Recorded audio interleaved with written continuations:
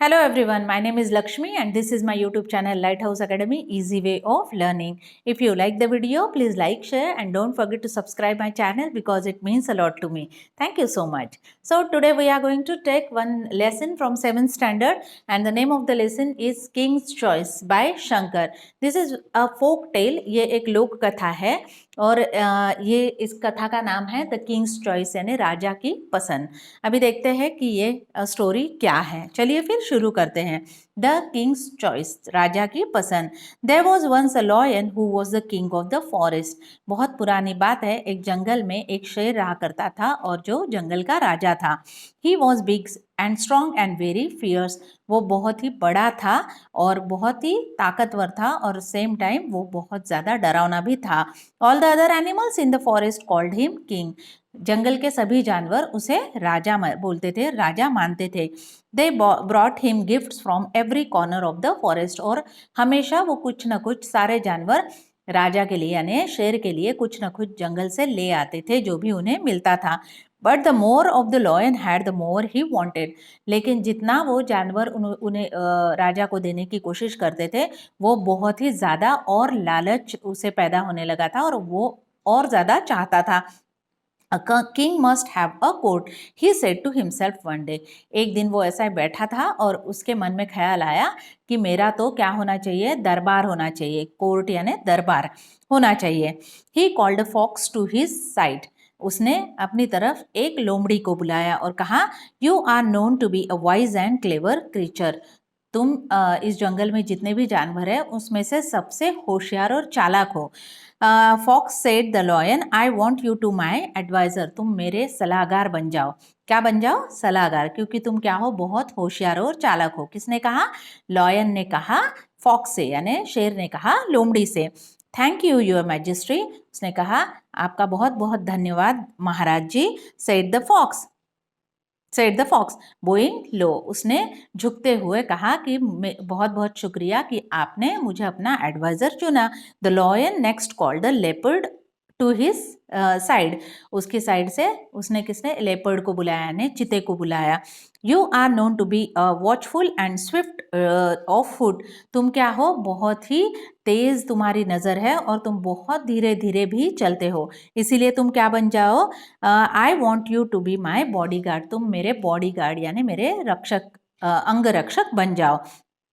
Thank you your majesty said the leopard bowing low. उसने भी झुकते हुए वो बात स्वीकार कर ली। अब चीता क्या बन गया? शेर का अंगरक्षक यानी बॉडीगार्ड बन गया। The lion then called the vulture to his side. फिर उसने गिद्ध को बुलाया। गिद्ध सबको पता है ना, जो मरे हुए जानवरों का मांस खाता है और आसमान में गोल गोल घूमते रहता है। हाँ, उस गिद्ध को उसने बुलाया लॉयन ने। Lion called the vulture to his side and said the bird, vulture you can fly high, you are to be my messenger. तुम आसमान में बहुत ऊंचा उड़ सकते हो, इसलिए तुम मेरे मैसेंजर बन जाओ। यानी मुझे जिसे भी कोई मैसेज भेजना हो, कोई संदेश भेजना हो तो तुम मेरे संदेश वाहक बन जाओ। Thank you your majesty said the vulture bowing low. उसने भी झुकते हुए सलाम किया और कहा कि आपका बहुत बहुत शुक्रिया कि आपने मुझे आपका मैसेंजर बनाया। फॉक्स को उसने क्या बनाया? एडवाइजर बनाया। चीते को क्या बनाया? बॉडीगार्ड बनाया। और वल्चर को उन्होंने अपना मैसेंजर बनाया। किसने? शेर ने। अभी ये सब उसके कोर्ट के यानी दरबार के सदस्य हो गए। The fox and the vulture and the leopard took an oath of loyalty to the king. उन्होंने सभी ने राजा से एक निष्ठ रहने की या प्रामाणिक या लॉयल रहने की शपथ ली। The king promised to give them food and protection. और उसके बदले में शेर ने उन्हें वचन दिया कि वो उन्हें खाना देगा और साथ में प्रोटेक्शन यानी उनकी सुरक्षा की भी जिम्मेदारी ली। For some time of all, well, the court of the Lion King. अब ऐसे ही बहुत दिन गुजर गए। The three creatures never oppose the king. ये तीनों भी जानवर जो थे वो कभी भी राजा को यानी लॉयन को अपोज नहीं करते थे। His wish were law. और राजा की जो भी इच्छा होती थी वो उनके लिए क्या थी? जैसे कायदा था, कोई नियम था। Whenever he rode, he stood and they owe, and whenever he took a walk, they follow him, जहाँ पे भी वो जाता था उसके वो पीछे पीछे जाते थे। When the Lion King went hunting, they found the animals for him to kill. जब राजा यानी शेर शिकार के लिए जाता था तो सबसे पहले ये पहुंच जाते थे और पहुंच के पहले जानवर को ढूंढते थे और फिर राजा को बताते थे और फिर शेर जो है उनका शिकार करता था। And after he had his meal, he left the remains of them so that always had enough to eat. और इसीलिए क्या होता था, जब शेर शिकार कर लेता था उसके बाद में बचा कुचा वो सब वल्चर, चीता और कौन, लोमड़ी मिलके खा लेते थे। One day the vulture came back from the flight, और उड़ के एक बार वल्चर जो है, गिद्ध जो है वापस आया। Your मैजेस्ट्री, have you ever eaten a camel? उसने राजा से कहा कि आपने कभी ऊंट को खाया है क्या? He asked, it is very tasty, I ate it once in a desert. जब मैं एक बार रेगिस्तान में गया था तो मैंने ऊंट का मांस खाया था, बहुत ही टेस्टी लगता है। The lion had never seen a camel but he like the idea of trying camel's meat. उसने तो कभी, शेर ने कभी ऊंट का मांस तो नहीं खाया था, लेकिन उसे ये आइडिया बहुत अच्छा लगा कि ऊंट का शिकार करना चाहिए। But where can we get a camel? He ask. और राजा ने पूछा कि हमें ऊंट कहाँ मिलेगा? There is a desert some miles away. उसने कहा कि कुछ ही मील की दूरी पे डेजर्ट यानी रेगिस्तान है। Said the vulture, I was flying over it when I saw a loan camel not far away, he looked big and fat. अभी कुछ मैं घूम के आया तब मैंने देखा कि रेगिस्तान में एक ऊंट है जो बहुत ही मोटा हट्टा कट्टा सा है और जो अकेला भी है, जिसका शिकार हम आसानी से कर सकते हैं। The lion looked at the other adviser. उन्होंने, राजा ने दूसरे दो एडवाइजर जो थे, कौन कौन, चीता और लोमड़ी, उनकी तरफ देखा। दे वेयर वाइज एंड एक्सपीरियंस। ये दोनों क्या थे? बहुत होशियार थे और अनुभवी भी थे। He wanted their opinions. तो राजा ने उनका भी मत लेना चाहा कि वो क्या सोचते हैं इस बारे में कि उन्हें शिकार करने के लिए रेगिस्तान में जाना चाहिए या नहीं जाना चाहिए। Now the fox and the leopard did not know the desert. Fox और लेपर्ड ने कभी भी डेजर्ट देखा नहीं था। But they did not want to vulture to seem wiser than them. इसीलिए उन्होंने सोचा कि अगर इन्होंने बोला कि हमने कभी डेजर्ट नहीं देखा है या ऊंट नहीं देखा है या हमने कभी ऊंट का मांस नहीं खाया, तो हम वल्चर के सामने छोटे पड़ जाएंगे, और वो वैसा करना नहीं चाहते थे। So they said since it was a vulture's idea he should lead the way. अब ये आइडिया अगर गिद्ध ने दिया है तो क्या करते हैं, हम चलते हैं और हमें रास्ता कौन दिखाएगा? गिद्ध ही दिखाएगा। Early next morning the lion and his court started off on the camel hand.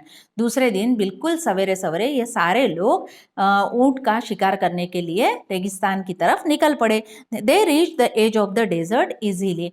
और जंगल के बाहर तो वो जल्दी ही पहुंच गए, but after that left the shelter of the forest and they become very hot. और जैसे ही उन्होंने रेगिस्तान में कदम रखा, अब क्या हो गया? धूप बहुत बढ़ गई और नीचे जो जमीन थी वो भी अभी क्या हो गई? रेत बन गई, रेत थी और वो बहुत ही गर्म थी और इनका चलना बहुत मुश्किल था।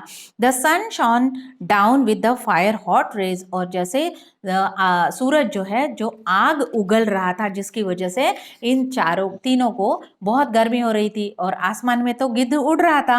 High up in the cooler air the vulture flu. और ऊपर ठंडी हवा में गिद्ध जो है उड़ रहा था। Hurry along he said, the camel is not far off. उन्होंने कहा जल्दी चलो, गिद्ध ने कहा जल्दी जल्दी कदम उठाओ, जल्दी चलो, अभी बिल्कुल पास में ही है वो ऊंट। But the lion could not Hari any more. अब ये शेर बहुत ही ज्यादा थक गया था और वो एक कदम भी आगे नहीं बढ़ सकता था। The hot sand had burn his paws. उसके पूरे पंजे जो थे वो झुलस गए थे, छाले पड़ गए थे उसमें। He could go no further. और वो अब आगे नहीं जाना चाहता था। Stop, he shouted to the others. उसने कहा कि रुक जाओ सब, let us go back to the forest, I do not care of trying camel's meat. मुझे कोई ऊंट वूट का मांस नहीं खाना है, चलो पीछे चलते हैं, फॉरेस्ट में, अपने जंगल में ही जाते हैं। The lion king adviser were frighten. अब इस वजह से इतने दूर आने के बाद में ये दोनों जो है लेपर्ड और लोमड़ी, ये डर गए थे। The forest was far behind them and they did not know how to get the lion back home. अब ये रास्ता भी भूल गए थे ये दोनों। अब ये एडवाइजर थे, इनका काम था कि लॉयन को सही सलामत जंगल में पहुंचाएं, लेकिन ये नहीं पहुंचा सकते थे क्योंकि क्या हुआ ये रास्ता भूल चुके थे, लेकिन ये ऐसे बता नहीं सकते थे लॉयन को, क्योंकि अभी अगर वो बोलते कि हमें रास्ता पता नहीं, हम आपको जंगल वापस नहीं ले जाते, तो वो उन्हें मार डालता, इसीलिए वो चुप रहे। The leopard wanted to run away, लेकिन लेपर्ड तो वहां से भाग ही जाना चाहता था। The vulture wanted to watch and wait and eat the lion later on, और ये गिद्ध जो है ऊपर से ये सब मजाक देख रहा था। But the clever fox thought of a plan, लेकिन तभी चालाक और होशियार लोमड़ी के दिमाग में एक ख्याल आया।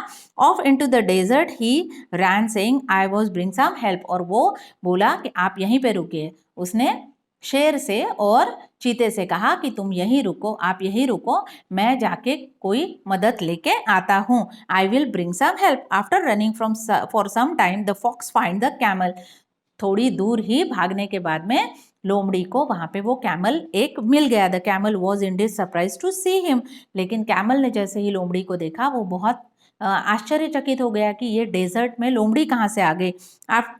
हरी up friend camel said the fox, उसने कहा कि मेरे मित्र ऊंट, चलो जल्दी जल्दी चलो, और king wants you to at once, हमारे राजा को तुम्हें एक बार देखना है।